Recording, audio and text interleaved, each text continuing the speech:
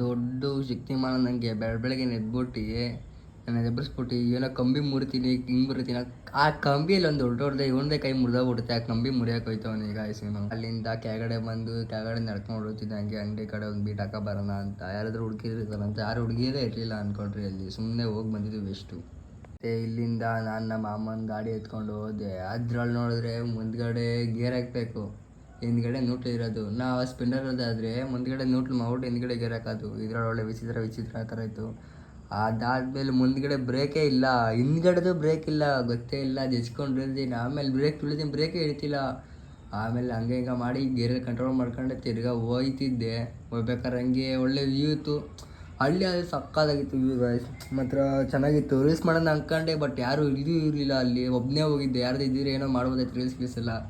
ಒಬ್ಬನೇ ಹೋಗಿದ್ನಲ್ಲ, ಯಾರಿಲ್ಲ. ಅದಕ್ಕೆ ಹಂಗೆ ಒಂದು ವ್ಯೂ ಎಲ್ಲ ಚೆನ್ನಾಗಿತ್ತಲ್ಲ, ಹಂಗೆ ನೋಡ್ಕೊಂಡು ವೀಡಿಯೋ ಮಾಡ್ಕೊಂಡು ಬಂದೆ. ಪುಟ್ಟ ತಂಗಿ ಯಾರೇ ಏನೋ ಆಟಾಡ್ಸ್ತಾರೆ ಅಂದ್ಬಿಟ್ಟು ಹೋಗಿ ಕೂದೆಲ್ಲ ಬೆಚ್ಕೊಂಡು ಖಂಡಿತ ಮಮ್ಮೂಟಳಿ ಅವಳನ್ನ ನೋಡ್ತಾರಲ್ಲ ಹೋಯ್ತಾರೆ. ದೆವ್ವ ಬಂತು ಅಂತ ಚಿಕ್ಕ ಹುಡುಗರು. ಈಗ ನಮ್ಮಮ್ಮ ಬೆಳಗ್ಗೆ 12 ಗಂಟೆಗೆ ಹೋಗ್ಬಿಡೋಣ ಹಾಕೋಣ ಊರಿಗೆ ಮನೆಗೆ ಅಂತ ಅಂತಿದ್ದು ನಮ್ಮಮ್ಮ.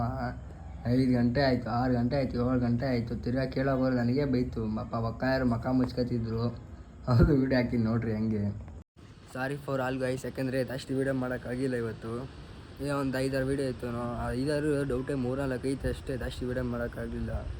ಅದರಿಂದ ಸಾರಿ ಫಾರ್. ಬೇಜಾರು ಮಾಡ್ಕೊಬೇಡಿ, ನಾಳೆ ಪಕ್ಕ ಹಾಕ್ತೀನಿ. ಪ್ರತಿಯೊಂದು ವೀಡಿಯೋ ಹಾಕ್ತೀನಿ.